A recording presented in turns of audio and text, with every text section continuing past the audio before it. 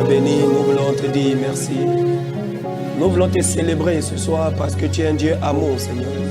Tu as encore manifesté, Seigneur, ton amour envers nous. La Bible déclare que ta bonté se renouvelle chaque jour dans notre vie, Seigneur. Nous voulons te dire encore merci pour cette bonté que tu as renouvelée dans notre vie, Seigneur. Père, ce soir, nous sommes venus, Seigneur, Papa, pour prier, crier à toi. La Bible déclare, Dieu ne fera-t-il pas justice à ceux qui crient à lui nuit et jour? Il leur fera promptement justice. Seigneur, nous croyons que ce soir, tu nous feras encore justice au nom de Jésus de Nazareth. Nos cris monteront vers toi, Seigneur, Papa, dans le nom de Jésus de Nazareth. Merci, Seigneur, parce que tu prends le contrôle absolu de cette émission, Seigneur. Et tu te manifestes puissamment dans les maisons, dans les familles, dans le nom de Jésus de Nazareth. Merci, Seigneur, parce que tu le fais. Que toute la gloire te revienne. Au nom puissant de Jésus, nous avons ainsi prié. Amen. Shalom, bien-aimés, bienvenue sur votre émission, l'heure de la prière. Une émission sur laquelle nous prions, nous adorons le Seigneur. Et ce soir, nous aurons une émission spéciale. Ça sera une émission purement parole de Dieu. La Bible dit au commencement était la parole et la parole était Dieu. La Bible dit en elle était la vie. Dans la parole de Dieu, il y a une vie. Alléluia. Ce n'est pas que la prière qui communique la vie, mais écouter la parole, ça communique aussi la vie. Alléluia. C'est pour ça ce soir, avant de rentrer dans le vif du sujet, tu vas élever ta voix là où tu es. Tu vas prier, tu vas dire Seigneur, ce soir, parle à mon cœur. Que mon cœur soit disposé pour recevoir ta parole ce soir. Seigneur, je ne veux pas que, Seigneur, la parole tombe sur une terre infertile. Que la parole tombe sur une terre fertile au nom de Jésus. Et lève ta voix et prie comme ça dans le nom de Jésus de Nazareth. Lève ta voix et prie dans ta maison. Prie, bien-aimé. Ce soir, Dieu a une parole particulière pour toi. Ce soir, Dieu veut te dire quelque chose de particulier. Et lève ta voix et demande, Seigneur, que cette parole puisse porter de fruits dans mon cœur. Que mon cœur soit disposé pour recevoir cette parole. Que mon cœur soit disposé pour écouter ta parole. Que les voix d'incrédulité, les voix d'incompréhension, Seigneur, soient ôtées au nom de Jésus de Nazareth. Que les écailles tombent dans le nom de Jésus de Nazareth. Que mon esprit soit disposé, Seigneur, pour recevoir ta parole. Seigneur, une seule parole de ta part ce soir peut transformer ma vie. Une seule parole de ta part ce soir peut changer les choses dans ma vie, Seigneur. C'est pour ça, Seigneur, j'ouvre mon cœur, Papa. J'ouvre mon esprit, Père, pour recevoir ta parole ce soir.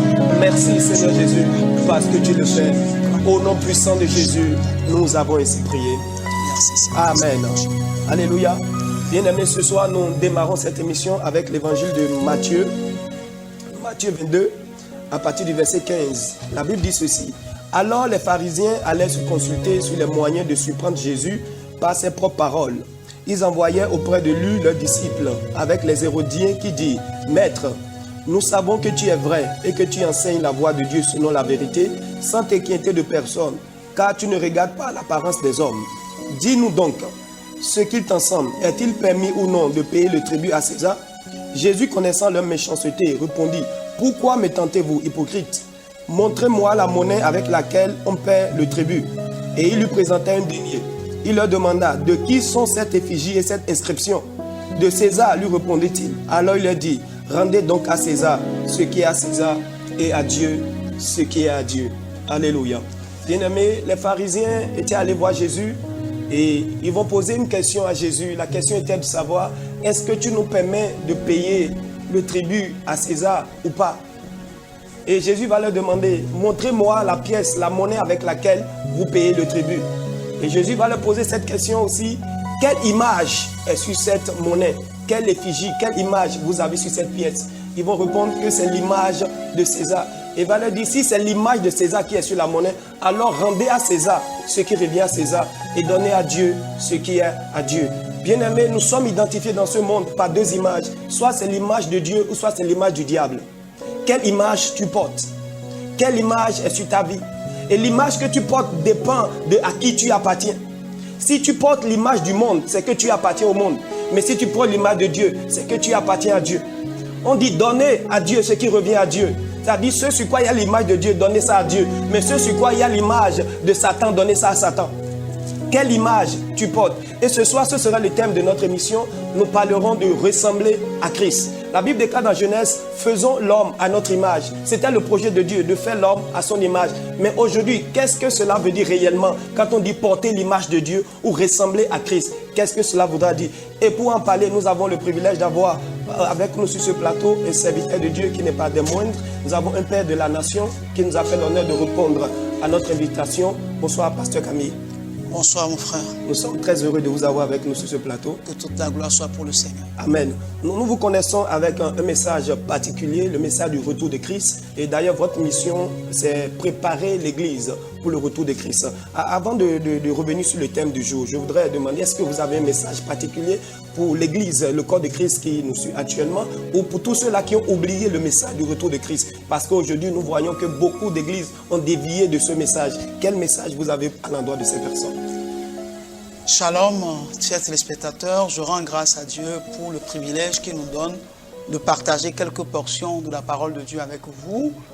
Je crois qu'en réalité, Jésus nous a dit simplement qu'il reviendra. Amen. Qu'il reviendra.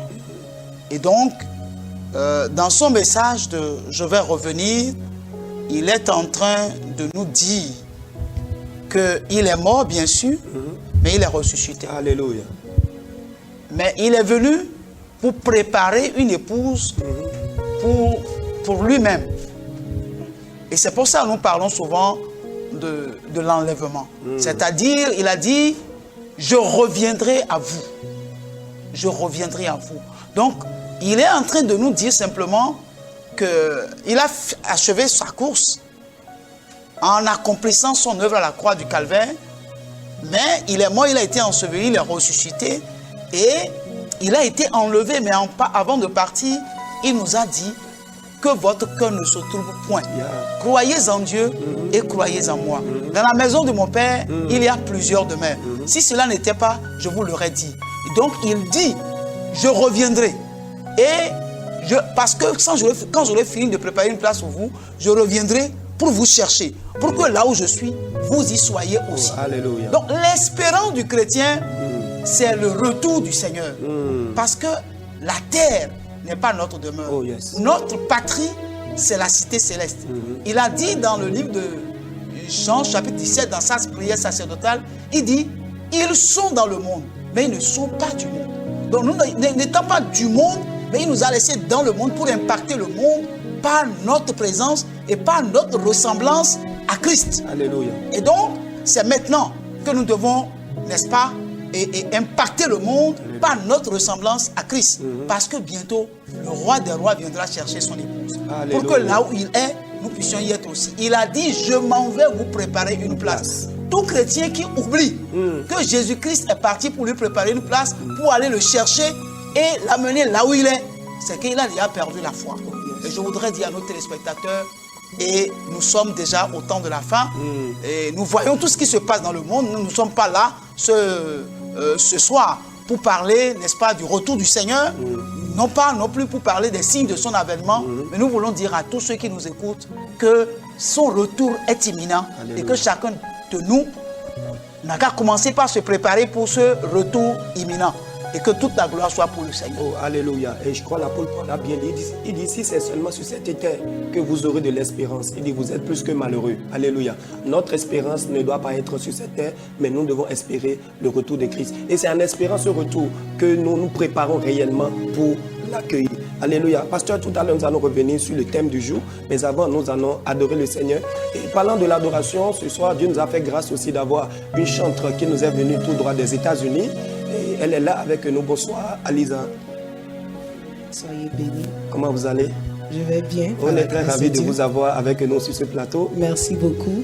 Vous êtes au Bénin depuis quelques moments pour une tournée, présenter aussi votre album. En quelques secondes, est-ce que vous pouvez nous parler de cet album-là?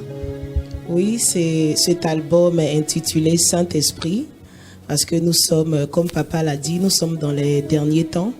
Et nous devons toujours restaurer le message du Saint-Esprit, qu'il est là avec nous. Et c'est lui qui nous soutient, c'est lui qui nous aide à vivre cette vie chrétienne victorieuse, cette vie chrétienne abondante. Donc, le Saint-Esprit est un album de 14 titres. Wow. 7 en anglais, 7 en français. Wow. Avec gardant toujours la thématique du retour à Dieu de tout notre cœur et aussi le message du Saint-Esprit. Alléluia. On a vraiment hâte de découvrir cet album. Je crois que c'est déjà disponible ici à Cotonou, n'est-ce pas? Oui, il est disponible en CD et aussi clé. Ok. Mais généralement, tout le monde préfère les plateformes digitales de streaming et téléchargement et surtout sur YouTube. Alléluia. Et ce soir, Dieu va vous utiliser pour nous, pour passer ce temps d'adoration. Alors, voici le temps d'adoration avec la chantre Alisa.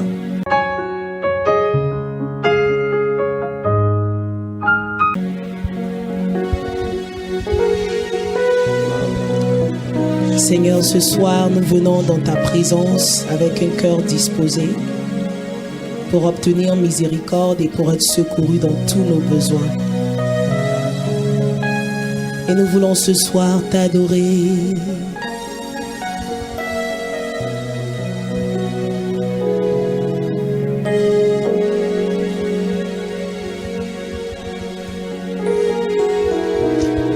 Tu es le Dieu de ma vie. En toi j'ai trouvé le salut. Reçois, ô Dieu, l'adoration d'un cœur que tu as lavé. Je veux t'adorer ce soir. Dis avec moi, oh, oh, oh. Je veux t'adorer. Que ce soit ta prière ce soir. Oh Père, je veux t'adorer. C'est mon désir ce soir. Oh, oh. Je veux t'adorer. Je veux t'adorer. Père, nous t'adorons.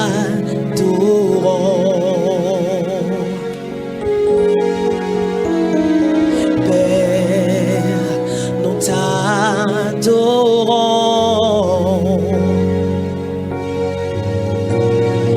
Père, nous t'adorons.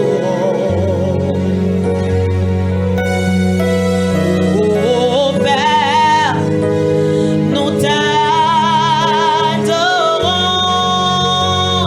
Oui, nous t'adorons. Père, nous t'adorons.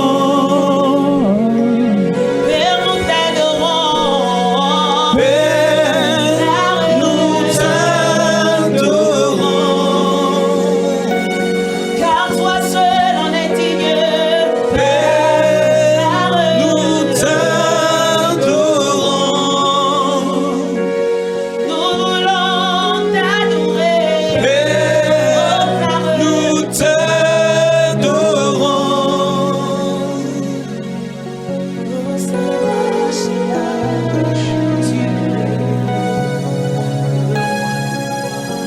Oh yes.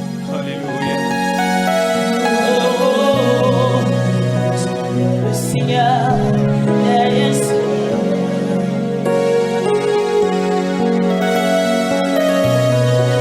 Et tu as dit d'être acclamé. Oh Père, nous t'acclamons. Père, nous t'acclamons. Oh Père, nous t'acclamons. Car tu as eu la victoire. Oh Père, nous t'acclamons. Toi seul est digne de célébration. Oh Père, nous t'acclamons.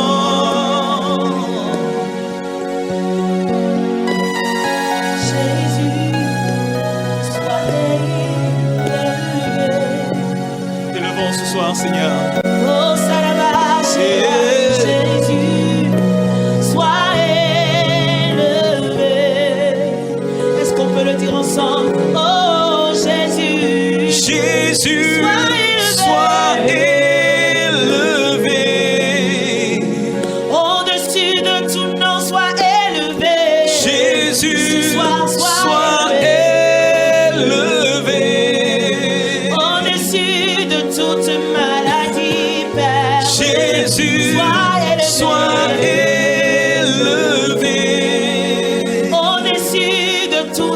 situation.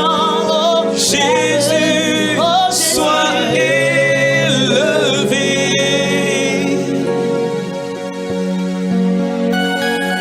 Jésus, Jésus, tu es mon ami De tout le temps. Jésus, tu es mon ami. Est-ce que quelqu'un peut le dire? Tu es Jésus, tu es mon ami. tu es mon ami. Tu dis nous sommes tes amis. Oh Jésus, Jésus, tu es mon ami. mon ami en toutes circonstances. Jésus, celui qui n'abandonne pas, tu es mon celui qui ne rejette pas. ami. Il est ton ami de tous les jours. Jésus, C'est Jésus-Christ. tu es mon ami.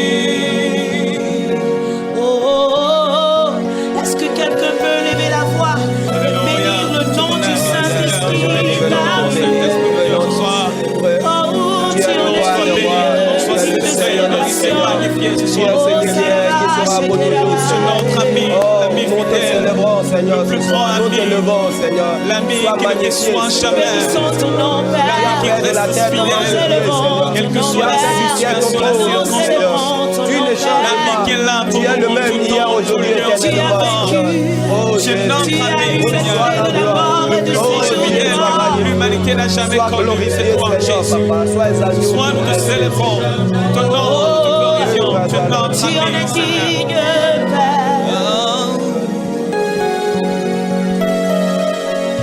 Père, nous t'adorons. Au Sarabashi, Père, nous t'adorons. Alléluia. Tu vas élever ta voix pour saturer cette atmosphère de la louange. Alléluia, Oh, alléluia. Saraba, Shekere Baba. T'adorons ce soir, Esprit de Dieu. Si la mer se déchaîne, Père, nous restons confiants.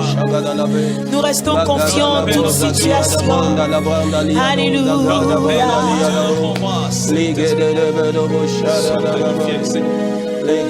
Sois glorifié, sois honoré ce soir. Oh, Oh, merci. Saraba.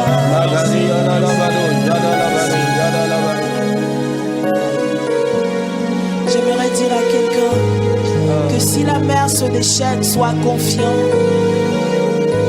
Il reste fidèle en tout temps et en toutes circonstances.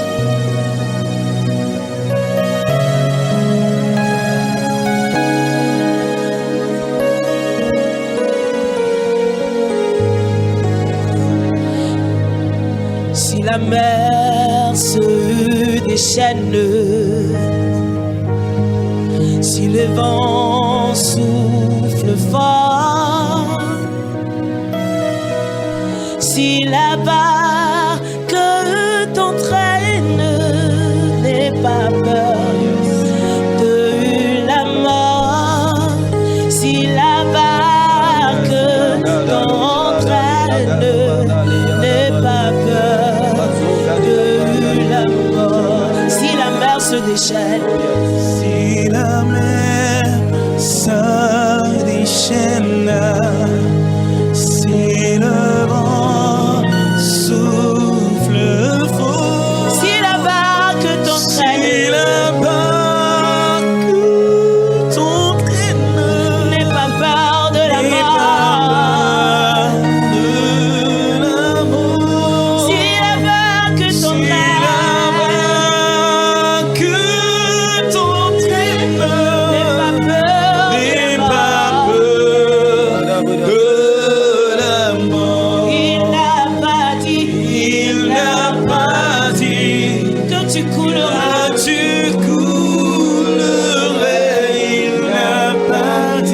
Il n'a pas dit Tu sombres,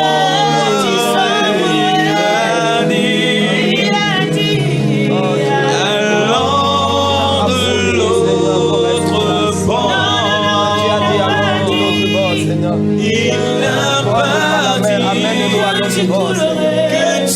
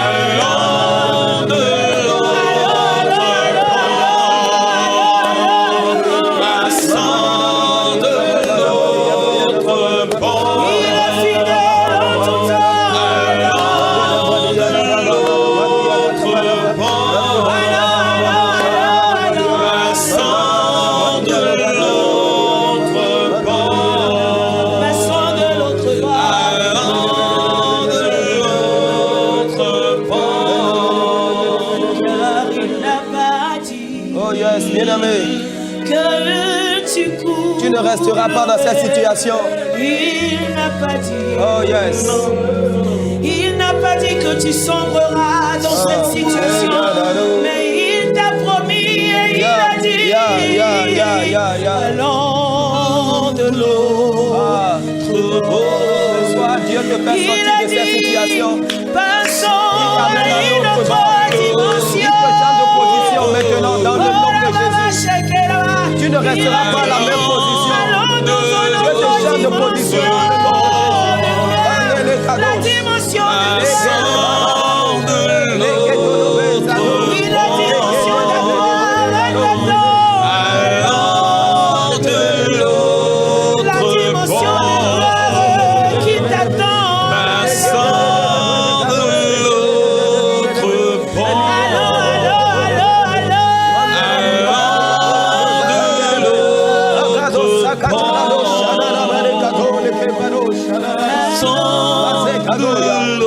Bien-aimé, est-ce que tu peux prier là où tu es?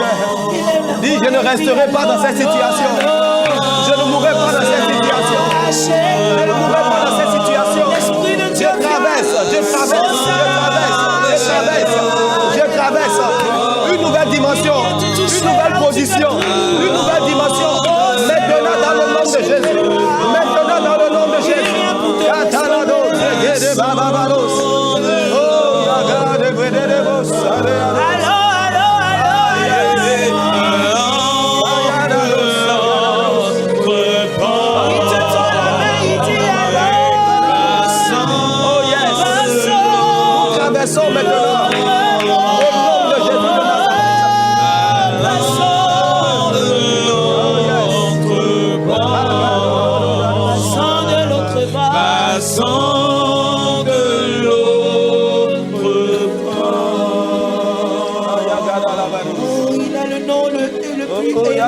Au-dessus de toute la terre.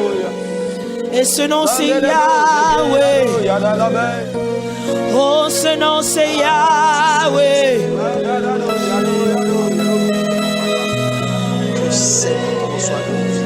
Il a dit, lorsque je serai élevé, j'attirerai à moi les hommes. Alléluia. Oh, Saraba, Shekelebaba, Sereba.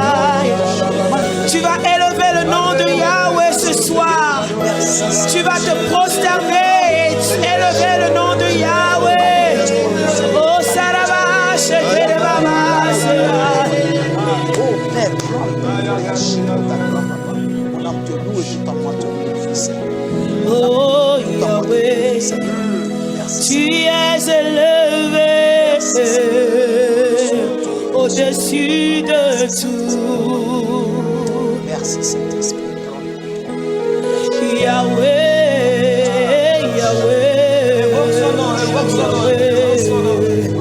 tu es élevé au-dessus de tout. Est-ce qu'on peut proclamer le nom de Yahweh? Yahweh, Yahweh, Yahweh, Yahweh. Tu es élevé au-dessus de tout. Nous voulons élever le nom de Yahweh. Yahweh, Yahweh, Yahweh. Tu es élevé au-dessus de tout.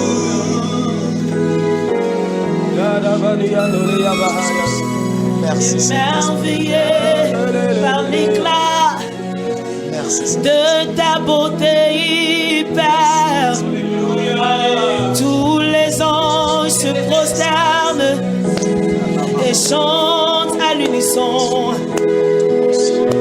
Quand je suis émerveillé par l'éclat de ta splendeur, mon Père, je veux joindre ma voix aux anges et dire que tu es grand. Nous disons Yahweh, Yahweh, Yahweh, Yahweh, Yahweh, Yahweh. Tu es élevé au-dessus de tout. Au-dessus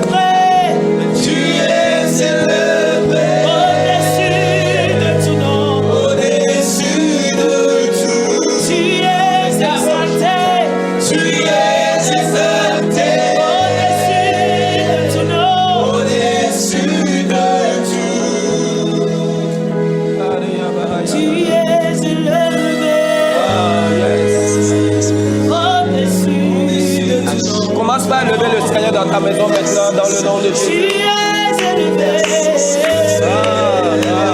Au-dessus de tout nom, tout nom qui peut se nommer dans ce siècle, et tout nom dans le siècle à venir, tout nom qui peut se nommer dans ce siècle.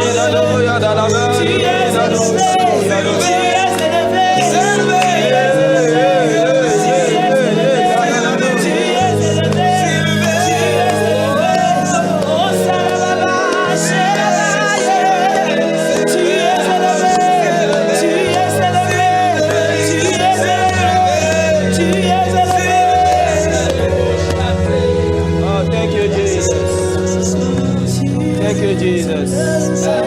Merci Seigneur.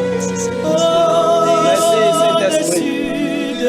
Amen les bras sous katalabado.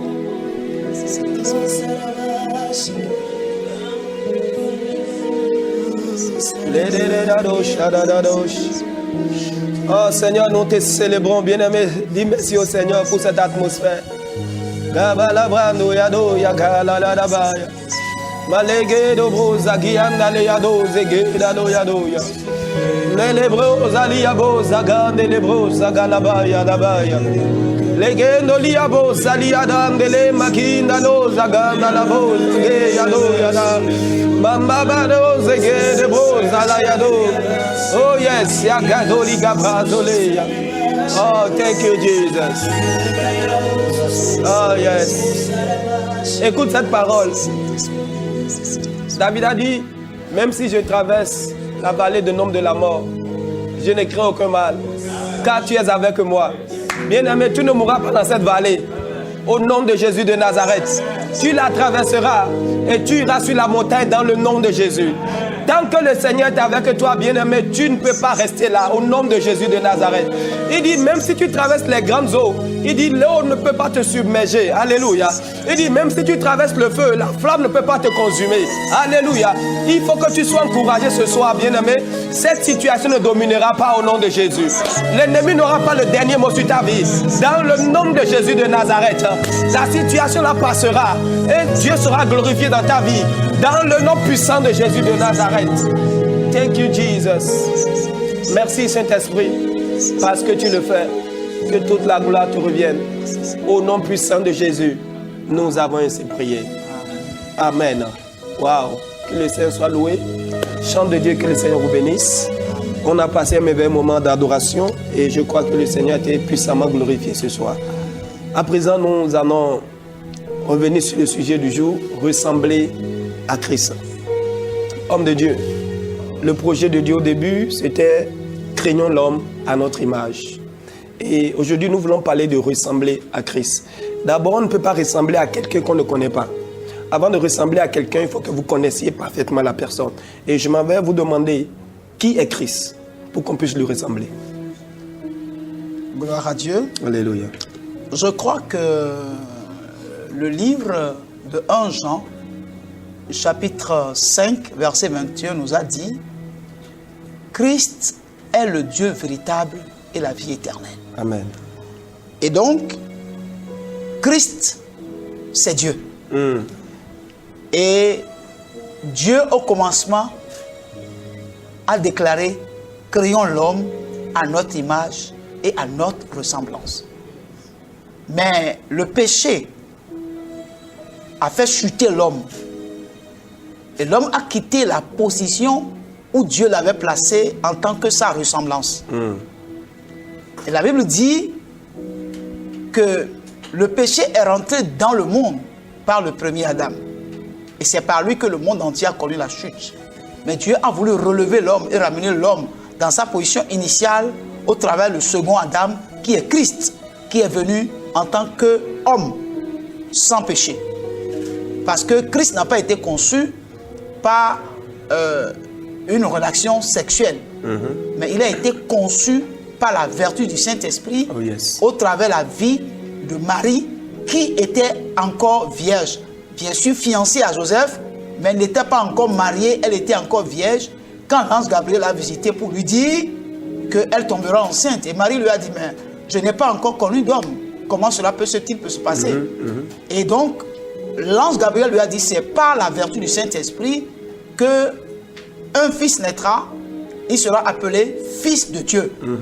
Parce que Dieu est esprit, nul ne peut le voir. Alors Dieu s'est caché dans un corps qu'on appelle Jésus pour se révéler à l'humanité. Si je dois dire clairement, je parlerai simplement que Jésus-Christ est Dieu et nous devons ressembler à Dieu parce qu'au commencement, nous étions à son image et à sa ressemblance et nous devons lui ressembler. Amen. Donc nous pouvons déjà comprendre, comme vous l'avez dit, que Jésus-Christ est Dieu.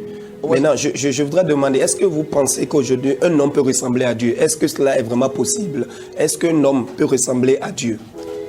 Oui, un homme peut ressembler à Dieu, puisque le problème, je viens de dire tout à l'heure que la mort du Christ et sa résurrection a repositionné les choses de manière à ce que la Bible dit, pour être sauvé, il faut croire en Christ.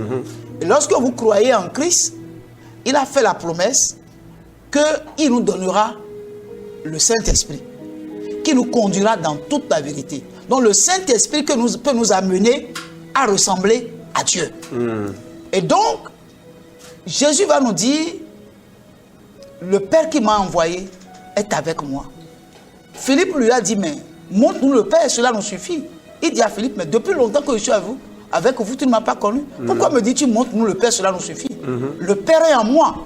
Et moi, je suis dans le Père. Les œuvres que je fais, les paroles que je dis, c'est le Père qui est en moi qui les exprime. Donc, tout ce que j'accomplis, les miracles, tout ça, ce n'est pas moi qui le fais, c'est le Père qui est en moi qui le fait, puisque en réalité, le corps représente le Fils, mais dans le Fils se cachait le Père, n'est-ce pas, qui se révélait aux hommes. D'ailleurs, la parole de nous a dit que Christ était caché en Jésus, où Dieu était caché en Jésus-Christ, réconciliant le monde avec lui-même. Elle a dit, celui qui m'a vu a vu le Père. Le Père, on peut le voir parce qu'il est esprit. Mais le Fils, on peut le voir parce qu'il a pris un corps dans lequel le Père s'est caché pour se révéler aux hommes. Donc, nous pouvons ressembler à Dieu si nous acceptons Christ et que nous laissons le Saint-Esprit entrer en nous. Et nous le laissons nous conduire, il nous conduira dans toute la vérité. Dans nos comportements de tous les jours, on verra Christ se manifester au travers de nous. Alléluia. Alors, de façon pratique, quand on parle de ressembler à Christ, qu'est-ce que cela voudra dire? Est-ce que c'est une ressemblance physique? Est-ce que c'est une ressemblance spirituelle? Comment on peut savoir que quelqu'un ressemble à Christ alors? Bien sûr que ce n'est pas physique. Okay. C'est bien sûr que ce n'est pas physique parce que déjà, le texte que je veux lire dans Philippiens chapitre 2, du verset 5 au verset 8, nous dit « Ayez en vous les sentiments qui étaient en Christ, en Jésus-Christ, lequel, existant en forme de Dieu, n'a point regardé comme une proie à arracher d'être égal avec Dieu. Mais s'est dépouillé lui-même en prenant une forme de serviteur, en devenant semblable aux hommes. Et ayant paru comme un simple homme, il s'est humilié lui-même, se rendant obéissant jusqu'à la mort, même jusqu'à la mort de la croix. » Alors, je dirais que ce n'est pas au niveau de notre être physique que nous allons ressembler à Christ, mais c'est au niveau de nos sentiments. Parce qu'on nous a dit, ayez les sentiments qui étaient en Jésus-Christ. Donc, c'est les sentiments qui étaient en Jésus-Christ qui doivent être manifestés en nous pour prouver à ceux au milieu desquels nous vivons que effectivement nous sommes différents de commun des mortels parce que dans nos habitudes, nous ressemblons à Christ. Dans nos sentiments, nous ressemblons à Christ. Donc, il s'agit du sentiment, oui. Et quand on parle du sentiment, on parle de quoi? C'est ta manière de se comporter, ta manière de parler. Il s'agit de quoi?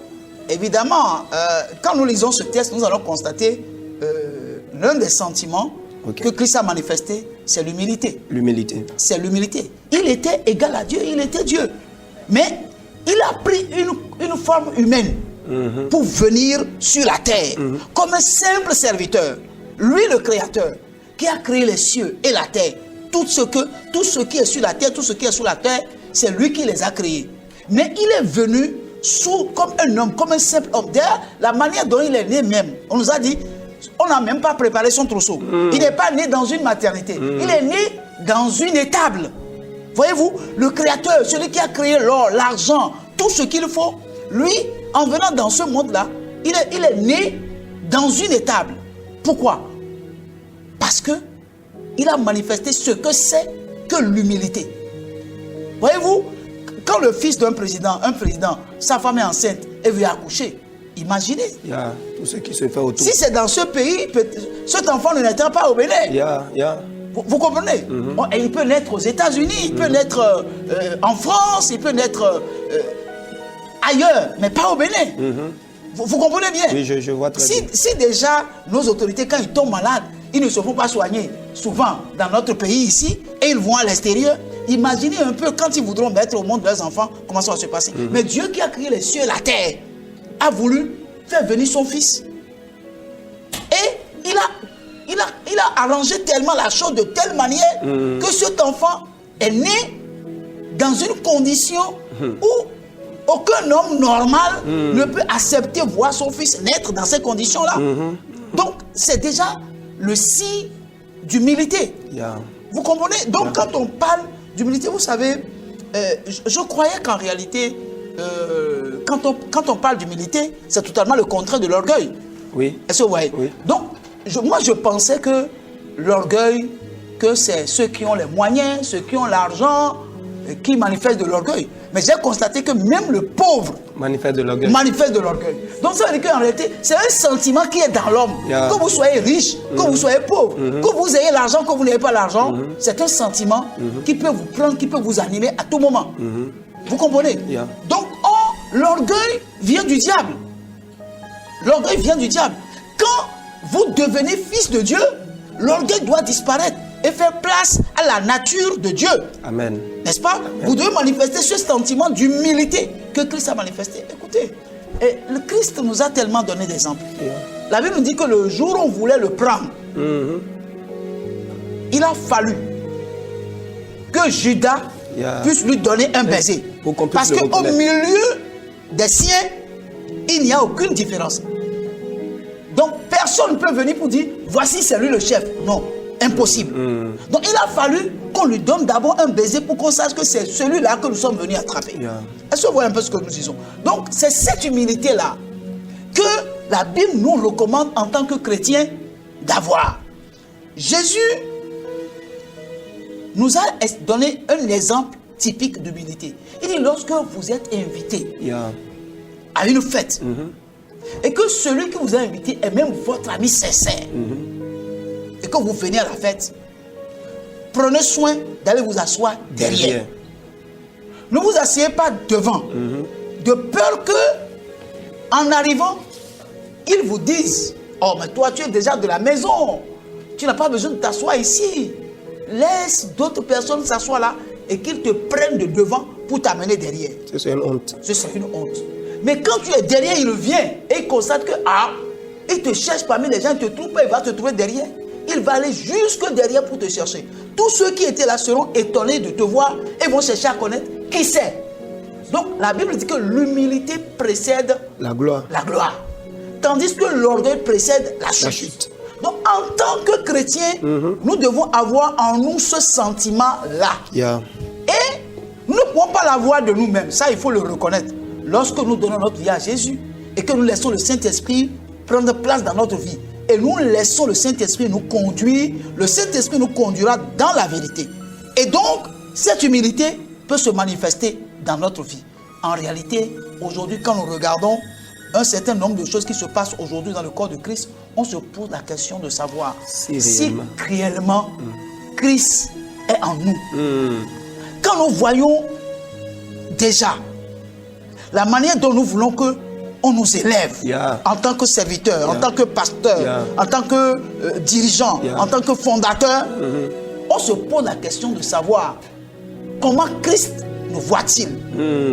Si aujourd'hui nous voyons des fois les accoutrements que nous portons pour nous faire distinguer de certaines catégories de personnes ou de serviteurs de Dieu, on se pose la question de savoir si les autorités veulent mettre la main sur quelqu'un parmi nous, comme ça a été le cas de Jésus. On n'a même pas besoin de demander à qui est le responsable. Le responsable, on le voit déjà directement. On peut aller directement vers lui pour le prendre. Mais la Bible dit que nous devons avoir les sentiments qui sont en Jésus-Christ. L'humilité, la simplicité. L'humilité et cette sensibilité-là. Mais homme de Dieu, aujourd'hui, comme vous le dites, vous rentrez dans certaines églises, vous voyez d'abord le fauteuil du pasteur. C'est un gros fauteuil. qui est assis là. Est-ce que ça ne dénote pas de l'orgueil? Est-ce que ça ne montre pas qu'on est en concurrence? C'est comme si on veut montrer que c'est nous les responsables. Non, je ne saurais le dire. Je ne saurais le dire. Vous comprenez ce que je dis? Mais chacun de nous doit pouvoir s'examiner. Et parce qu'elle dit examiner toutes choses et retenez ce qui est bien. Yeah. Donc moi je pense que c'est une question d'examination. Chacun doit s'examiner, chacun doit s'éprouver, chacun doit se dire est-ce que c'est nécessaire? Est-ce que c'est utile? C'est de ça il s'agit. Donc pour moi c'est pas un problème d'avoir un gros fauteuil devant, etc. etc. Et ça dépend de l'idée qui est cachée derrière. Non, mais je crois que si vous êtes vraiment simple, ça doit s'afficher dans vos manières de faire. Déjà, vous arrivez ailleurs, déjà le pasteur sort de sa voiture, il y a déjà 5-10 personnes qui sont alignées. Quelqu'un doit prendre la Bible, quelqu'un doit prendre le téléphone, quelqu'un doit prendre le titre. Est-ce que Jésus a fait tout ça? Si réellement nous voulons ressembler à Jésus, vous venez de le dire, on a même confondu Jésus avec ses disciples. C'est-à-dire que quand vous les voyez, ils étaient tous ensemble. Donc moi je pense que nous devons interpeller le corps de Christ. Je crois bien, vous êtes un père, je crois bien qu'on doit interpeller le corps de Christ, particulièrement les hommes de Dieu, à ressembler réellement ou bien à copier réellement ce sentiment d'humilité qui était en Jésus. C'est vrai que nous sommes, même Jésus, son humilité l'a même amené à laver le pied de ses disciples. Comment interprétez-vous cela, homme de Dieu? Bon, je crois que la question que nous devons nous poser, si Jésus était venu au 21e siècle, comment se comporterait-il? Parce qu'en 100 ans, il n'y avait pas de portable, il n'y avait pas un certain nombre de choses. Vous comprenez? Donc, il y a tous ces aspects-là que nous devons mettre dans la balance pour voir si Jésus venait au 21e siècle. Est-ce qu'il va ressembler à ce Jésus du 1er siècle? Bon, c'est là le problème en fait. Donc, du coup, il y a un certain nombre de choses. Quand on parle d'humilité, il faut savoir raison garder aussi, pour ne pas être un extrémiste. Parce qu'en réalité, vous savez, il y a certaines choses qui nous arrivent lorsque Dieu commence par nous amener à un certain niveau donné. Il y a un certain nombre de choses qui se passent et ça, c'est des facteurs qui ne viennent vraiment pas de nous. C'est comme par exemple, un ami vient te voir ou vient me voir. D'habitude, il venait me voir, on se reçoit, on parle, n'est-ce pas? Mais arrivé à un moment donné, l'œuvre a grandi. Il y a, à cause de la position que vous avez. N'est-ce pas? Alors, avant, il n'y avait pas de secrétariat. Maintenant, tu as un secrétaire. Pour rencontrer le pasteur, il faut passer par le secrétariat. Vous comprenez? Si Jésus était au 21e siècle, est-ce qu'il va avoir un secrétariat? C'est possible.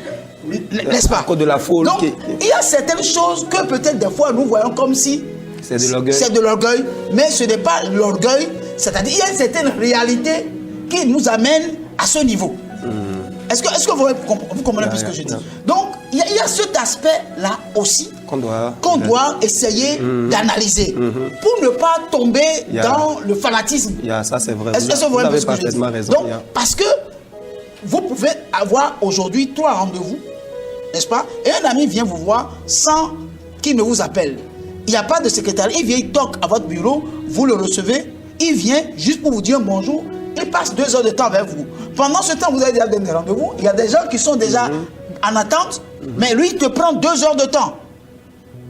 Mais le temps, c'est comme de l'argent.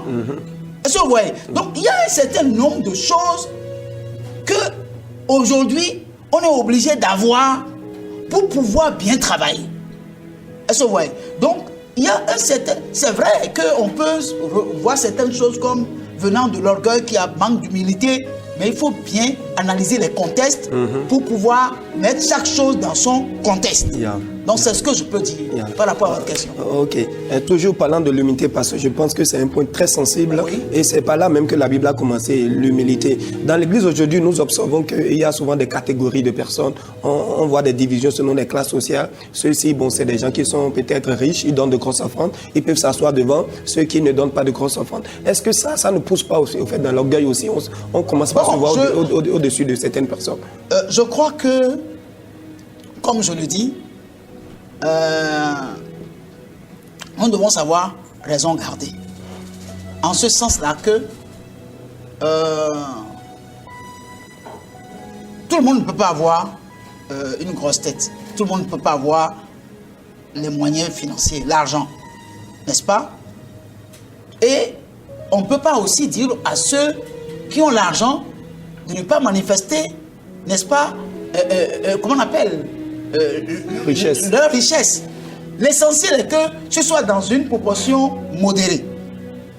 Et permettez-moi, quand je n'avais pas d'argent, je n'ai pas besoin d'un certain nombre de confort. Mais quand je commence par avoir l'argent, je peux me permettre le luxe d'avoir un certain confort. Mais quand la Bible parle de simplicité, la simplicité, non, c'est... on peut bien s'habiller tout en étant oui, simple. Je suis parfaitement d'accord. Ou bien, Je suis parfaitement d'accord. on peut bien s'habiller. On peut avoir une belle voiture, n'est-ce pas? Oui. Et tout en étant simple. On peut avoir une belle maison, tout Oui. en étant simple. Yeah, c'est Il ne vrai. faudrait pas que les gens pensent que quand quelqu'un a une voiture, il n'a pas le droit d'avoir une voiture. Quand il a une voiture, donc c'est l'orgueil qui l'a poussé à avoir une voiture. Ou peut-être il n'a pas le droit d'avoir une belle maison. Et puis les gens commencent pas à lier le démon de la luxure. C'est le démon de la luxure qui le prend. Donc, je pense que dans la vie, nous devons évoluer d'un point A à un point B. Jésus a promis qu'il est venu pour que les brebis aient la vie et qu'il soit dans l'abondance. Yeah. L'or et l'argent appartiennent à Dieu. Amen. En tant qu'enfant de Dieu, c'est normal que Dieu nous bénisse, que Dieu nous élève à un certain niveau donné. Mais le problème, c'est quoi? Il ne faudrait pas que nous mettons notre confiance en ces choses matérielles. Il ne faudrait pas que l'amour de l'argent rentre dans notre vie. Il ne faudrait pas qu'en ayant l'argent, que nous écrasons les autres. Très bien, Il s'agit que quand bien même on a tout, puisque Jésus avait tout, mais il n'a écrasé personne. Amen. Donc nous pouvons Amen. tout avoir sans écraser personne, Très sans bien. humilier personne, Très bien. mais tout en marchant dans un esprit d'humilité. Amen. Très bien. Je crois que c'est là où je voulais en venir au fait. Vous avez vraiment su répondre à la question. On peut avoir l'argent et pourtant ne pas écraser quelqu'un. Tu peux avoir l'argent et pourtant des fois te rabaisser au niveau même de ceux qui n'ont rien. Oui. Tu peux causer avec eux, s'asseoir avec eux. Mais le fait de se dire dans son cœur, bon, comme moi, je ne suis pas de sa catégorie sociale, il n'a qu'à s'asseoir là, je vais m'asseoir là. Ça rentre déjà dans l'orgueil. Mais le problème, quand Jésus était sur terre, Yeah. les gens lui reprochaient le fait qu'il mangeait avec les gens de mauvaise vie. Mais c'est lui qui a l'argent. C'est lui qui nous a créé, notre créateur. Il a tout. Mais pourtant, il a dit que lui n'est pas venu pour les justes. Il n'est pas venu pour les gens qui ont déjà les moyens. Il est venu pour les gens qui n'ont pas encore les moyens. Yeah. Il est venu pour les gens de mauvaise vie. C'est pourquoi il s'associe à eux. Il n'a pas besoin de s'associer à des gens d'une catégorie élevée. Il veut que ceux qui sont en bas, on puisse les pousser pour aller aussi Amen. en haut. Amen. Donc que Amen. ceux qui sont en haut prennent l'habitude de s'abaisser pour tirer les Très autres, bien. pour Amen. qu'ils viennent aussi à leur niveau. Amen. C'est ce Amen. que la parole de Dieu nous demande de faire, en fait. Et c'est là, en parlant de ça, je tombe dans l'autre catégorie de sentiments Ok. que Christ veut que nous ayons, qui se trouve dans le livre d'Éphésiens chapitre 5. Éphésiens 5. Éphésiens chapitre 5, versets 1 à 2. Il est écrit, devenez donc les imitateurs de Dieu, comme des enfants bien-aimés, et marchez dans la charité, à l'exemple de Christ, qui nous a aimés, et qui s'est livré lui-même à Dieu, pour nous, comme une offrande et un sacrifice de bonne odeur.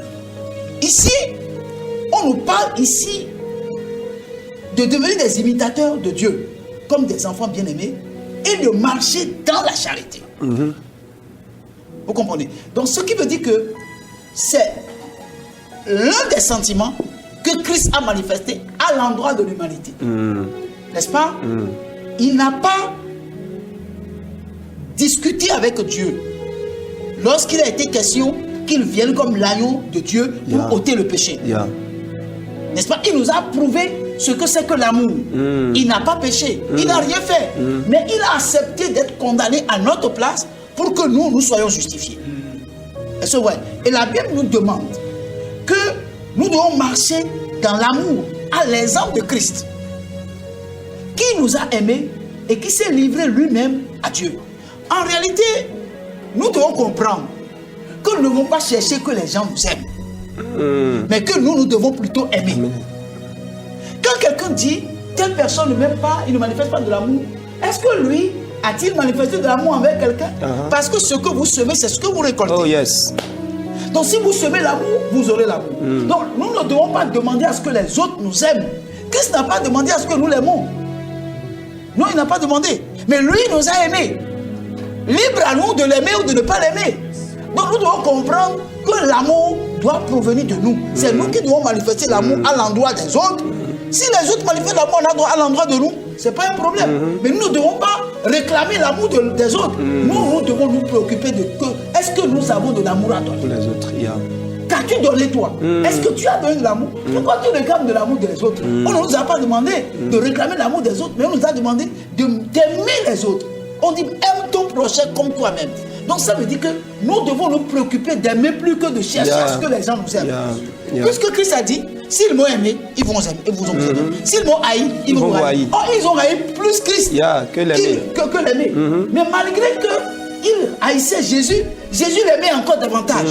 Mais aujourd'hui, nous réclamons que les gens nous aiment. Et nous refusons que les gens nous haïssent. Or, Jésus a dit, s'ils m'ont aimé, ils vont vous aimer. S'ils m'ont haï, ils vont vous haïr. Donc, en réalité, le chrétien ne doit pas rechercher plutôt l'amour. Il doit plutôt donner l'amour. Maintenant, si les gens le haïssent, il doit comprendre. Il est en train de ressembler à Christ. Parce que quand vous ressemblez à Christ, les gens vont vous haïr. Les gens ne vont pas vous aimer. Vous comprenez? Donc, il n'est pas question que nous, en tant que chrétiens, nous réclamons l'amour. Et c'est à cause de ça, beaucoup de personnes quittent les églises locales pour dire non, on ne m'aime pas, il n'y a pas d'amour ici, etc., etc. Ceux qui sont en train de fuir les églises locales pour chercher l'amour, c'est eux qui ont des problèmes. Parce que Jésus n'a jamais dit que les gens vont nous aimer. Il a dit, s'ils m'ont aimé, ils vont vous aimer. S'ils m'ont haï, ils vont vous haïr. Mais montrez-moi un passage dans la Bible où les gens ont manifesté de l'amour à l'endroit de Jésus. Mais pourtant, il a aimé tous. Pourquoi nous, en tant que chrétiens, nous ne voulons pas supporter de la part des hommes la haine et manifester à l'endroit de ceux qui nous haïssent l'amour? Puisque Jésus a dit, si vous saluez les gens qui vous saluent, qu'est-ce que vous faites d'extraordinaire? Mais c'est lorsque vous saluez ceux qui ne veulent pas vous saluer que vous êtes le fils du royaume. Mais pourquoi nous voulons que si l'autre, il faut que l'autre m'aime pour que je puisse l'aimer? Non, ce n'est pas une tontine. Ce n'est pas une tontine. Donc, l'amour est obligatoire. Un chrétien, celui qui a rencontré Christ, qui est né de nouveau, qui a le Saint-Esprit en lui, doit aimer. Il doit aimer sans attendre en retour qu'on l'aime. Oui, pasteur, est-ce que vous êtes en train de dire à quelqu'un qu'on a maltraité, quelqu'un à qui on a fait vraiment du mal, vous êtes en train de demander à la personne d'aimer toujours celui qui lui a fait du mal? Est-ce que vous pensez que c'est possible? J'ai causé avec une seule la dernière fois. Elle me disait, mon papa m'a vraiment abandonné, m'a maltraité. Dans mon cas, j'ai de la haine pour lui. Est-ce que vous demandez à quelqu'un comme ça de continuer à aimer? Il y a combien de pourcentage d'enfants qui ont été maltraités par les parents? Gloire à Dieu. Il faut rendre grâce à Dieu que les parents ont eu le privilège de nous mettre au monde. Même s'ils nous ont maltraités, ils ne nous ont pas tués à la naissance. Ils nous ont permis de naître, de grandir. Celui qui dit mes parents n'ont pas aimé, est-ce que ça veut dire que son papa n'a rien fait de positif dans sa vie? Non. Le passé est le passé. Il faut apprendre à laisser ce qui est passé derrière soi et avancer. On ne peut pas continuer à ressasser et qu'on appelle ce qui s'est passé. Ça, si vous passez votre temps à parler du passé, mais vous n'allez pas avancer. Vous comprenez un peu ce que... Et la Bible a dit que les enfants doivent honorer mes parents ont été mauvais, ils m'ont frappé, ils ne m'ont pas mis à l'école, tout ça. Mais que je vis encore, la Bible me demande d'honorer mes parents. Wow. Et en tant qu'enfant de Dieu, la meilleure manière d'honorer ses parents, c'est de les aimer tels qu'ils sont. Amen. Parce que c'est Dieu qui transforme les gens. La Bible a dit, honore ton père et ta mère et tu auras combien? Une vie prolongée. Yeah. N'est-ce pas? Bon, est-ce qu'ils veulent vivre longtemps? Ils veulent vivre longtemps. Ceux qui disent mes parents m'ont maltraité, je ne peux jamais l'aimer. Est-ce qu'ils veulent une longue vie? Puisque la Bible a dit, c'est en les honorant que nous aurons une longue vie. Qu'ils nous fassent du mal ou qu'ils ne nous fassent pas du mal, ce n'est pas ce qui est important. Qu'est-ce que la Bible dit? Nous devons honorer nos parents. Honorons nos parents simplement, tout court, pour que Dieu prolonge la durée de notre vie et que Dieu nous accorde la grâce de vivre heureux. Si quelqu'un vit heureux, il ne peut pas être contre ses parents. Oh, mon parent, la sorcellerie. Mais il a la sorcellerie, mais il ne t'a pas encore tué. Tu es encore vivant. Parlant de la sorcellerie, pasteur, est-ce que vous pensez qu'un chrétien doit aimer le sorcier qui lui veut du mal? La Bible dit aimez vos ennemis, mais comment la personne veut me tuer puis je dois l'aimer encore? Je vais vous poser une question. Je vais vous dire quelque chose. La femme qui a été surprise en flagrant délit d'adultère, quand ceux qui voulaient la lapider l'ont emmenée vers Jésus, ils ont dit à Jésus, cette femme, nous l'avons attrapée en flagrant délit d'adultère. Mais est-ce que l'adultère se fait seul? Non. Ou l'homme avec qui elle commettait l'adultère? L'homme n'était pas là. Mais je vous dirai que l'homme est là parmi les gens. Et avec la pierre aussi. Ah, ça c'est une révélation. Je n'ai jamais imaginé ça. Mais Jésus n'a pas beaucoup parlé. Il a dit que celui... Qui est celui qui a donné la loi à Moïse? C'est pas Jésus. Yeah. N'est-ce pas? C'est pas lui Jésus qui a donné la loi à Moïse. Mais lui, il a dit que celui d'entre vous qui n'a jamais péché lance le premier la pierre. Et les autres n'ont qu'à suivre. La Bible dit, il a baissé la tête, il a commencé par écrire par terre. Quand il a relevé la tête, il a vu les pierres, mais il n'a pas vu ceux qui portaient les pierres. Et la dame seule debout. Et il dit, femme, où sont ceux qui te condamnaient? Il dit, ils sont tous partis. Jésus était le seul juste, celui qui n'a jamais péché. Donc c'est lui qui est qualifié pour lancer le premier la pierre, mais il n'a pas lancé. Oh yes. Il dit, femme, va. Parce que moi-même je te condamne pas. Mais ne pêche pas. Va, mais ne pêche plus. Comment vous pouvez dire que l'homme que Dieu a créé à son image, que vous appelez sorcier, comment vous avez dit que vous allez le haïr alors que Dieu continue de l'aimer? La Bible dit que Dieu fait pleuvoir sur le juste et le méchant. C'est pas ce que la Bible a dit. Et toi, en tant qu'enfant de Dieu, tu n'as pas le caractère de ton père. Tu veux sélectionner, c'est-à-dire tu sais retirer l'eau froide de l'eau chaude. Comment ça peut se faire? Comment ça peut se faire? C'est pas possible. Quand tu es un enfant de Dieu, tu dois aimer. Pour le monde. Alors ceux qui ont maltraité Christ, qu'est-ce que Christ a dit à la croix? Il dit, Père, pardon, le cas ne sait pas ce qu'ils sont en train de faire. Ceux qui l'ont frappé, la manière de l'ont frappé, ils ne sont pas des sorciers. Ce ne sont pas des sorciers. C'est plus que la sorcellerie. Bon, maintenant, il a dit, Père, pardonne-le. Maintenant, c'est nous qui sommes ses enfants. C'est nous qui allons refuser de pardonner. Le pardon, c'est une puissance qui libère. Quiconque garde quelqu'un dans son cœur est déjà un meurtrier. Donc, tu es un sorcier lorsque tu refuses de pardonner un sorcier. Parce que quand tu le gardes dans ton cœur, tu es un meurtrier. C'est ce que la Bible a dit. Moi, je ne fais que citer les versets. Tu es un meurtrier. Maintenant, tu gardes un sorcier dans ton cœur pour dire il a voulu me manger ou bien il veut me manger. Maintenant, toi, tu es un enfant de Dieu. Comment tu penses qu'un sorcier peut te manger? Voilà, ça c'est une très belle question. Donc, le problème est là. Donc, il faut que... La Bible dit, Christ en vous, l'espérance de la gloire. Petits enfants, vous les avez vaincus, car celui qui est en vous est plus grand que celui qui est dans le monde. Maintenant, où est le problème maintenant? Pour quelle raison on ne va pas pardonner? Pour quelle raison on ne va pas aimer? Puisque c'est Dieu qui sauve. Et c'est lui qui transforme les gens. Nous n'avons pas le pouvoir de sauver. Nous n'avons pas le pouvoir de transformer les gens. Et même si nous disons, nous prions, nous demandons à Dieu de tuer ces sorciers-là, Dieu n'est pas un meurtrier. C'est pourquoi malgré que nous prions pour que Dieu tue les sorciers, ne meurent pas. Ils sont encore là. Est-ce que Dieu n'a pas exaucé votre prière? Non. La Bible a dit que vous demandez mal et vous ne recevez pas. Parce que vous demandez mal. Ça dit qu'il y a des gens qui prient et qui s'attendent à ce que Dieu tue les gens. Dieu n'est pas un tueur. Amen, amen, amen. Il n'est pas un assassin. Il ne le sera jamais. Donc il faut que nous cessons de faire de vaines prières.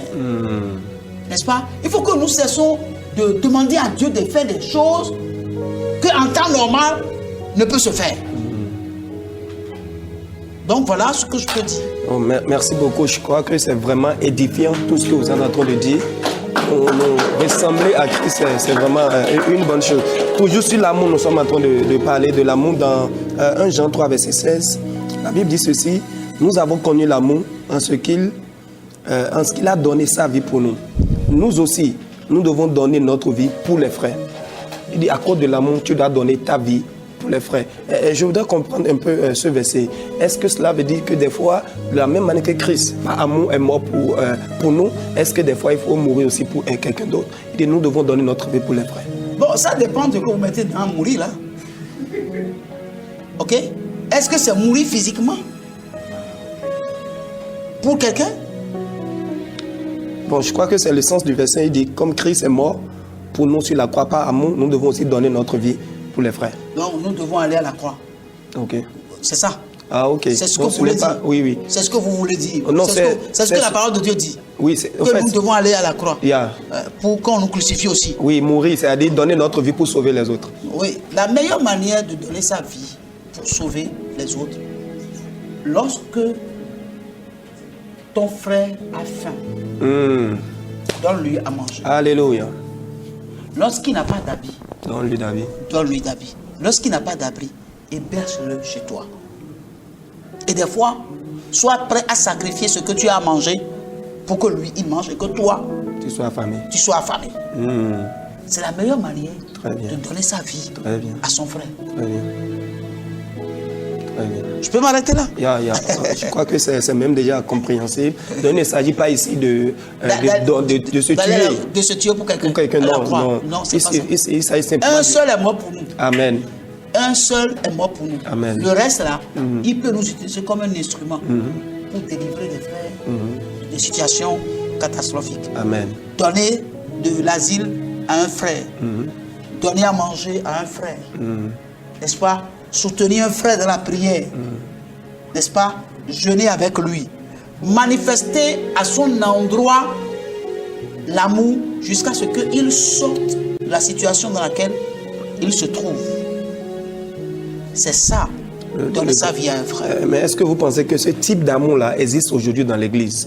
Je le dis parce que quand nous regardons dans l'Église primitive, la Bible dit qu'il n'y avait ni pauvres, il n'y avait pas de riches. Ceux qui étaient riches vendaient les choses et donnaient ça aux pauvres.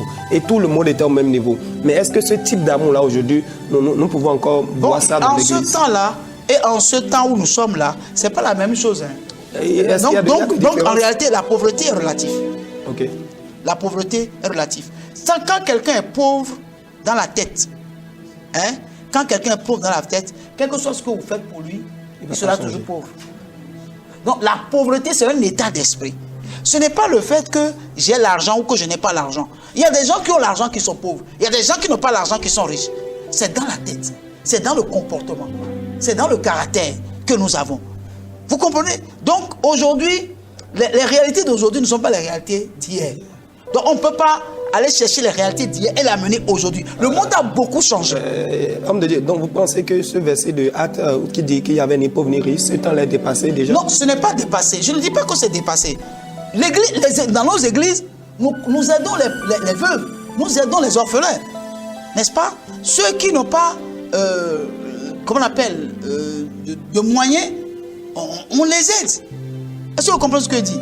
Mais le problème, c'est que lorsque celui que vous aidez, lui-même veut vivre sous l'aide, ça devient un problème. Justement. Parce qu'on ne peut pas continuer, n'est-ce pas, à te mettre sous perfusion de façon permanente. Non, il faut que celui que vous aidez puisse devenir un jour indépendant. Amen. Pour soutenir d'autres personnes. Mais dans nos églises, ce n'est pas ce que nous voyons. Dans nos églises, je ne sais pas ce que nous voyons. Les gens viennent avec une ordonnance chez le frère Rémi, et puis la même ordonnance va chez le frère Bernard, et puis ça va chez la soeur Bernadette. Eh bien, comment vous voulez que...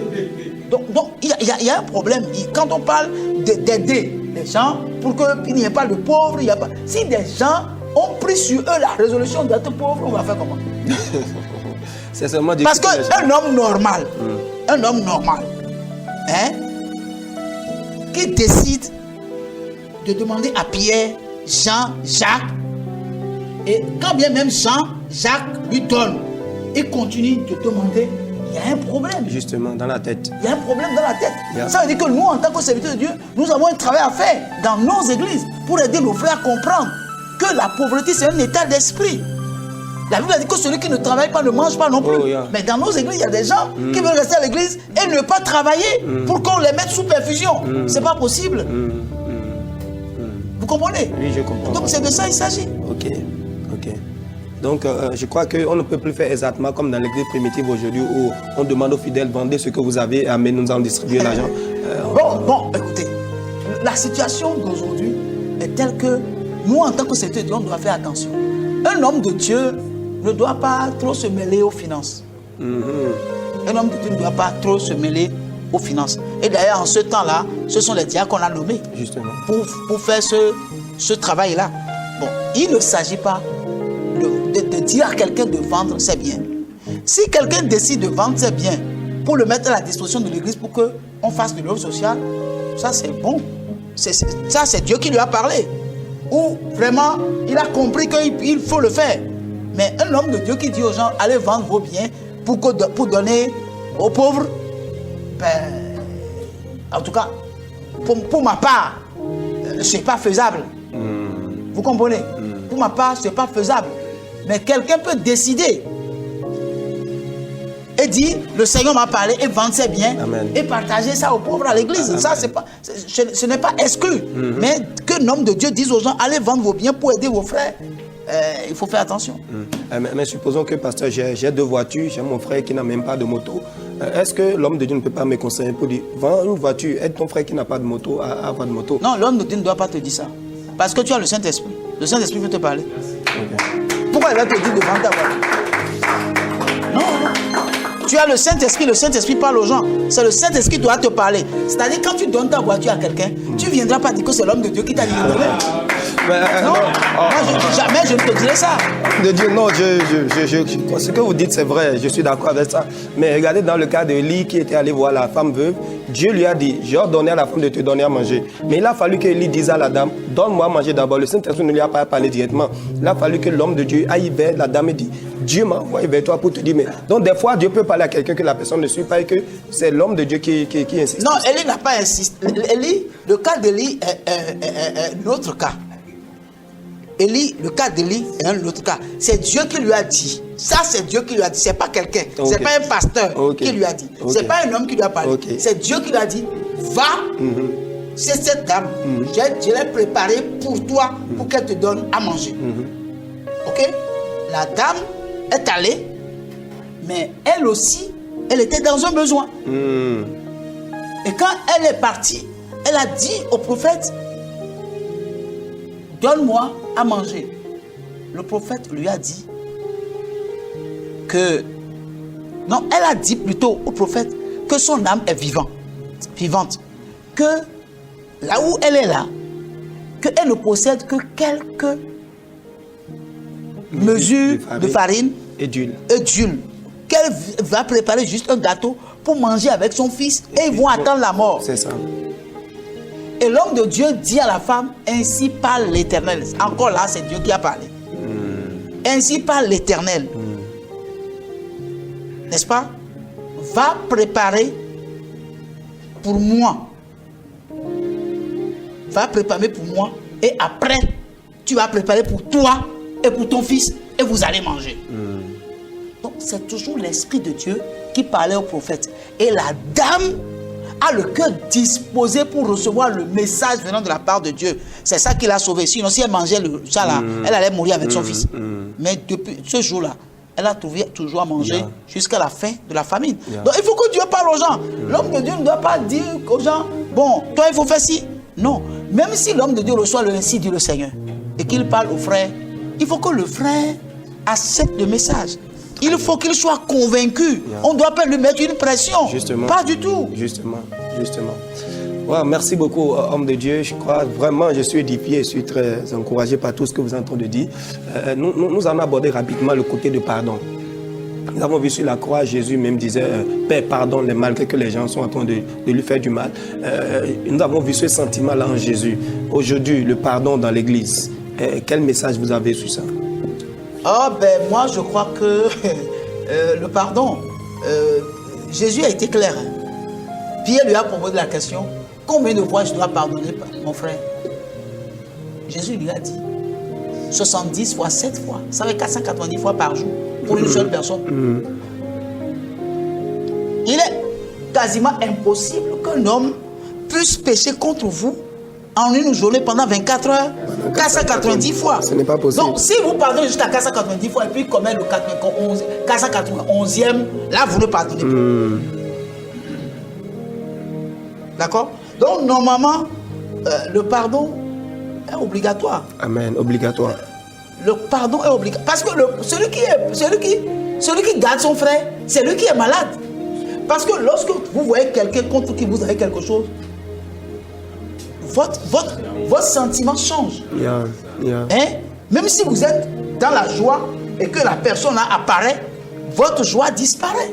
Donc c'est vous plutôt qui a de problème. Celui que vous condamnez là n'a pas de problème. Peut-être lui ne sait même pas que vous avez quelque chose contre lui. Yeah. Donc vous vous rendez vous-même prisonnier en refusant de pardonner. Il vaut mieux pardonner que de ne pas pardonner. Beaucoup de personnes souffrent d'ulcères, tout ça là. Et ils pensent que c'est quand vous êtes rancunier, vous sécrétez, comment on appelle, Un liquide. qui vous rend malade.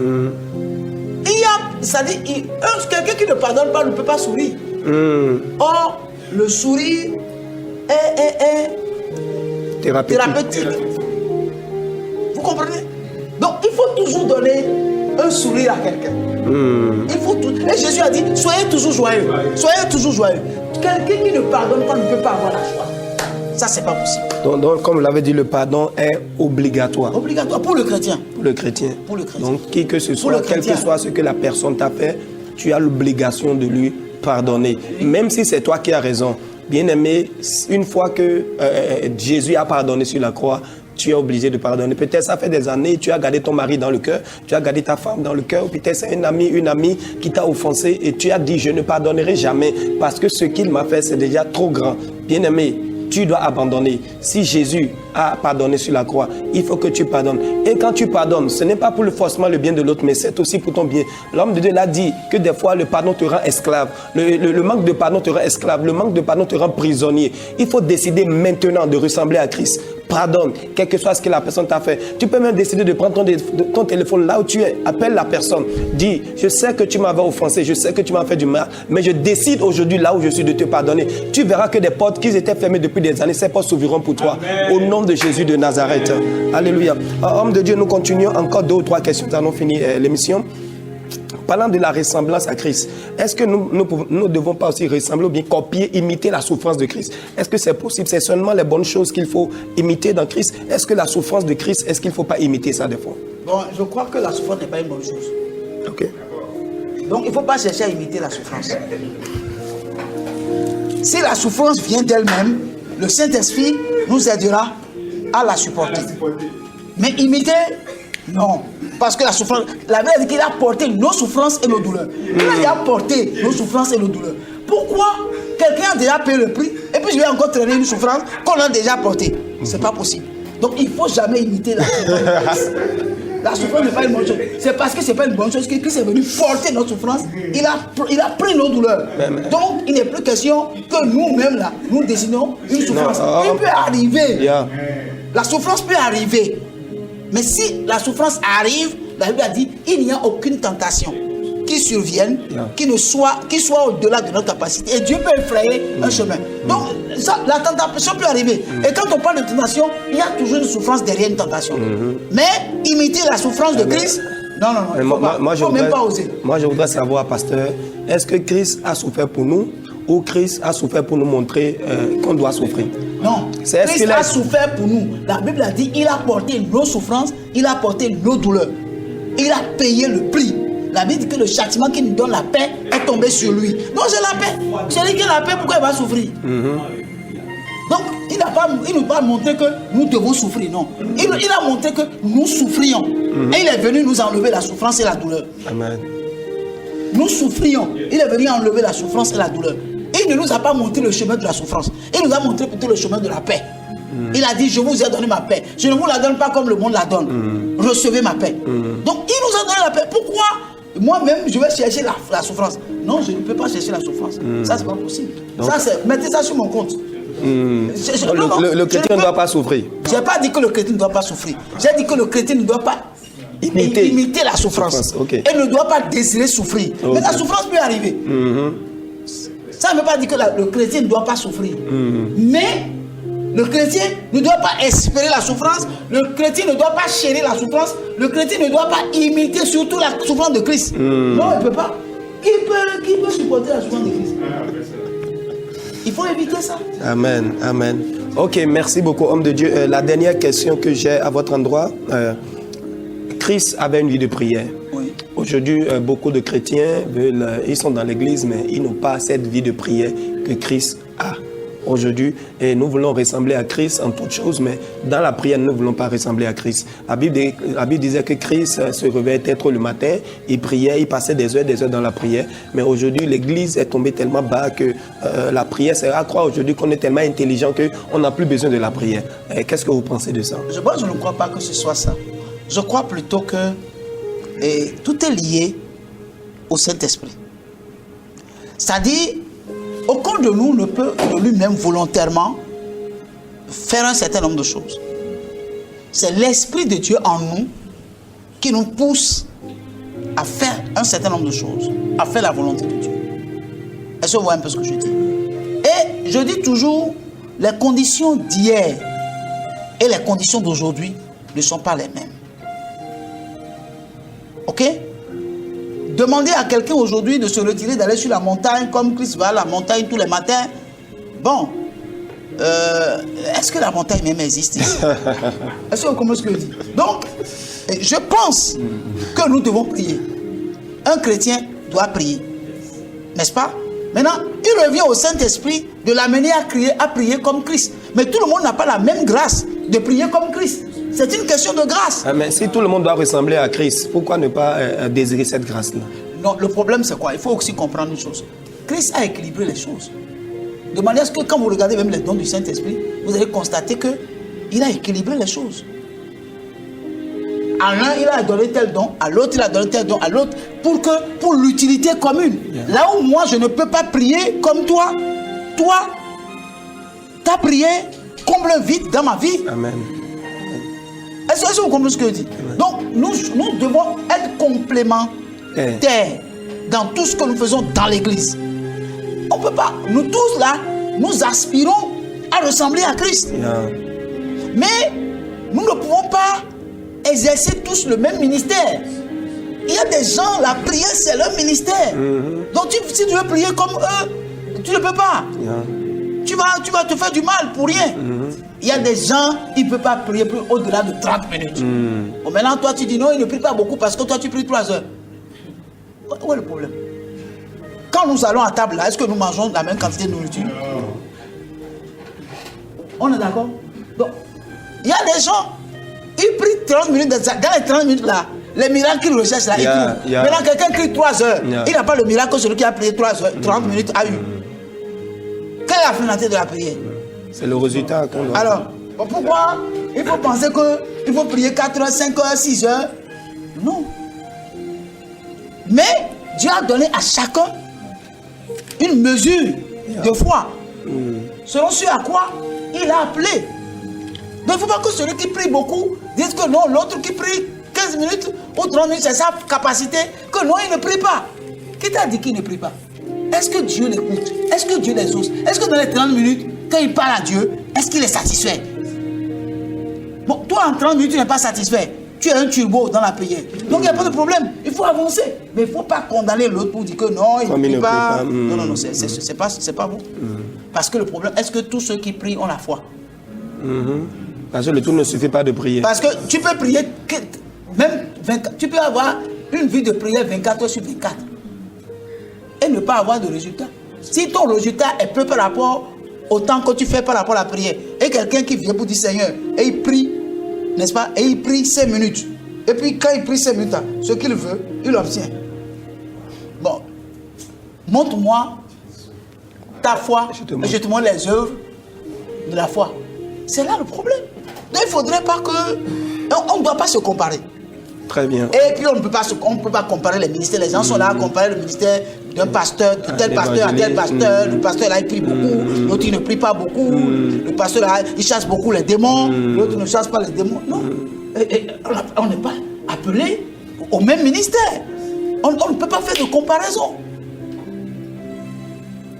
Il ne faut pas que nous nous trompons. Lisons la Bible et mettons chaque chose dans son contexte. Au lieu de faire des guerres inutiles entre nous, il y a des choses inutiles qui nous divisent. N'est-ce pas? Il faut que nous mettons ces choses de côté et que nous travaillons pour converger nos forces, n'est-ce pas, vers l'unité. Que de dire non, telle personne il ne prie pas beaucoup, telle personne il prie, il ne prêche pas beaucoup la parole de Dieu, telle personne. Non, c'est des choses que le diable utilise pour diviser le corps de Christ. Il faut que nous évitons cela. Amen. Homme de Dieu, nous tendons vers la fin de cette émission. Mais avant de vous demander comment, de façon pratique, comment nous pouvons ressembler, je voudrais vous lire ce verset. Nous allons voir quelle interprétation vous donnez à ça. Éphésiens 4, à partir du verset 11. La Bible dit, il a donné les uns comme apôtres, les autres comme prophètes, les autres comme évangélistes, les autres comme pasteurs et docteurs, pour le perfectionnement des saints, en vue de l'œuvre du ministère de l'édification du corps de Christ, jusqu'à ce que nous soyons tous parvenus à l'unité de la foi, de la connaissance du Fils de Dieu, à l'état d'homme fait, à la mesure de la stature parfaite de Christ. Nous avons vu que l'objectif des dons dans l'Église, des ministères dans l'Église, c'est de perfectionner les saints jusqu'à ce qu'ils ressemblent totalement à Christ. Est-ce que cela veut dire que, est-ce qu'il peut arriver un temps où on dit que celui-là, il ressemble parfaitement à Christ, 100% à Christ. Il n'y a aucun défaut en lui, il est exactement comme Christ. Est-ce qu'un temps viendra comme ça? Gloire à Dieu. Alors, je voudrais vous dire ceci. Mettons le verset dans son contexte réel. La Bible a dit que il est monté au ciel, il a fait des dons aux hommes.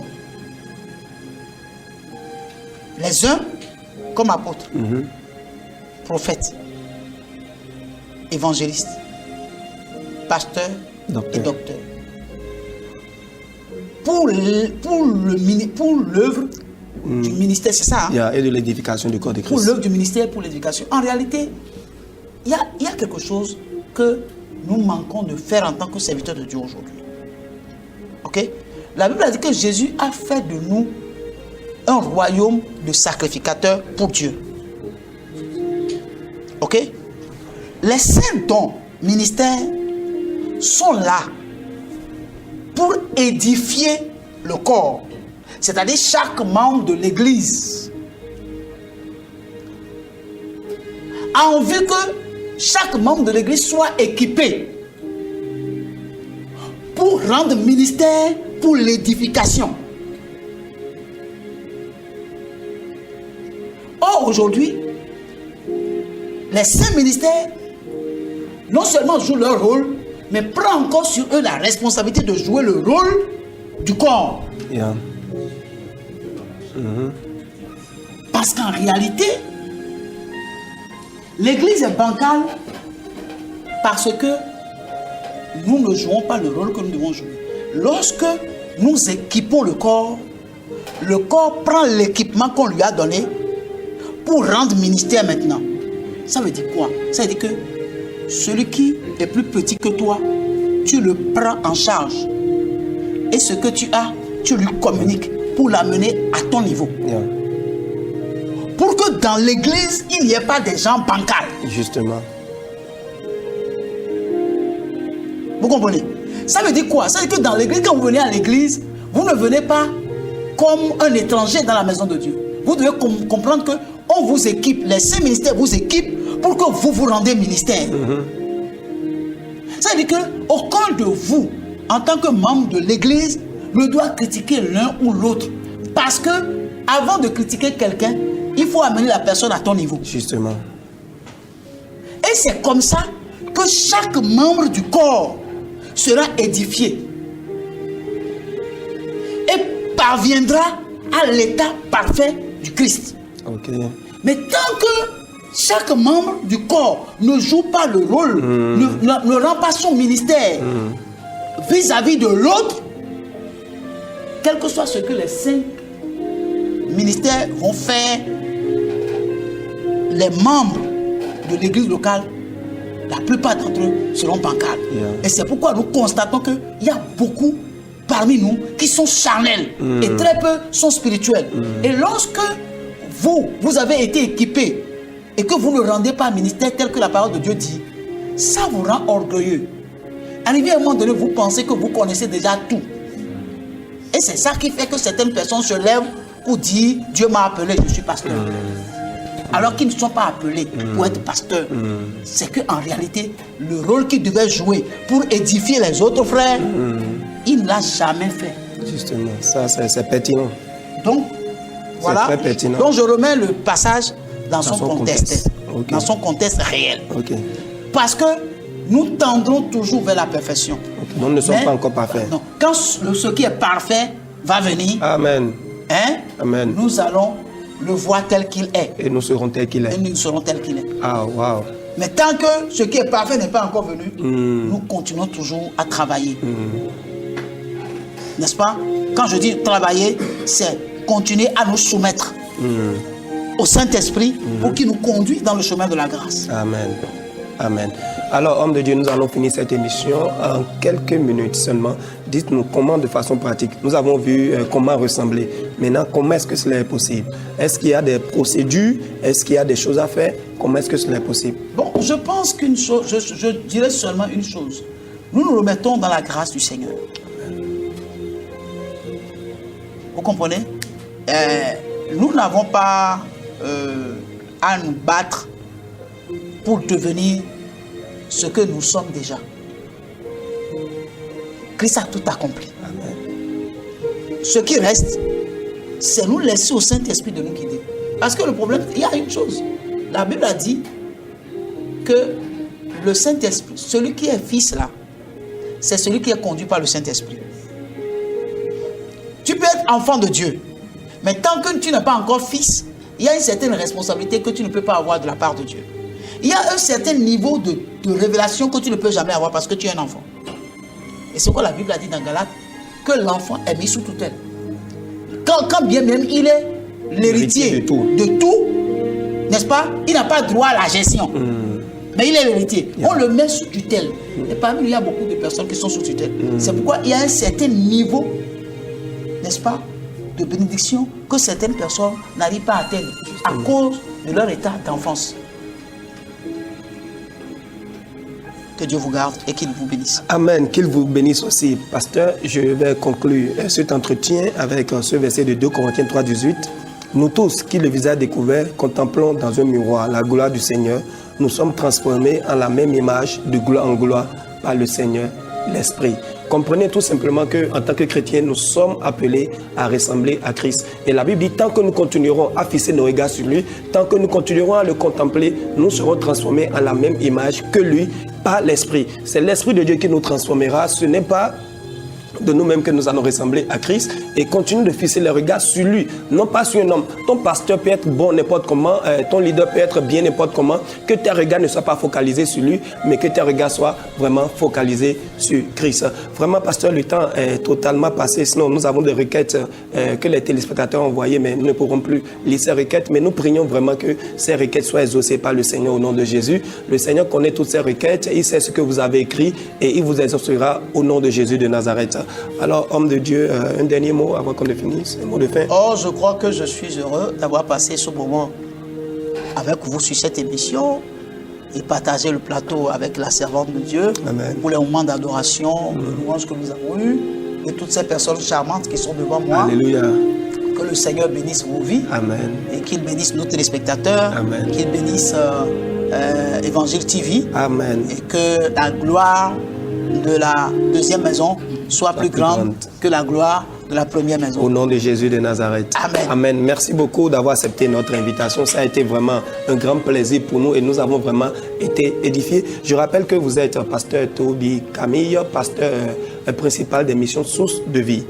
Vraiment que le Seigneur vous bénisse. On espère vous recevoir très bientôt encore sur notre nouveau numéro. Il n'y a pas de problème. Je suis à votre disposition. Merci beaucoup. C'était votre émission, l'heure de la prière. Le vendredi prochain, par la grâce de Dieu, nous nous retrouverons sur le même plateau, à la même heure, par la grâce de Dieu. Que le Seigneur vous bénisse. Amen. Amen. Je parlerai de ta bonté, je parlerai de ta bonté et de ta fidélité. Je dirai tout haut, tout haut, tout haut, ce que tu as fait, oh papa. Je proclamerai, gloire de ton nom.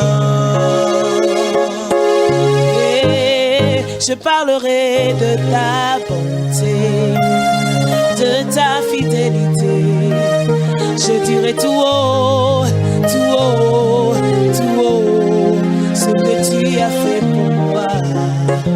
Je proclamerai la gloire de ton nom. Oh oui, je parlerai de ta bonté, ta fidélité. Je dirai tout. Oui, je dirai tout. as fait pour moi. Ce que tu as fait pour moi. Je proclamerai la gloire de ton nom. Tous les jours, je proclamerai. Je parlerai de ta bonté. De ta bonté. Ta fidélité. Je dirai tout haut, ce que tu as fait pour moi.